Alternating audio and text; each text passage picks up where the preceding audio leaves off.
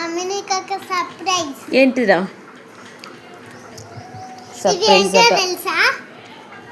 ఇప్పుడు మమ్మీ అది ఏంటిదిరా గిఫ్ట్ ఇచ్చిరా? కాదు మమ్మీ, చాక్లెట్ కాదు. ఏంటో తెలుసా? సూపర్ ఉంది.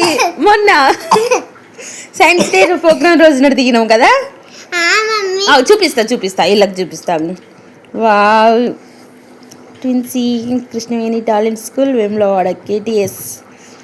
ఇదేంటి వెనక ఐస్కాంతమారా? అవును మమ్మీ. ఏం చేస్తారు? ఎట్లా చెప్పు. ఎట్లానా మమ్మీ?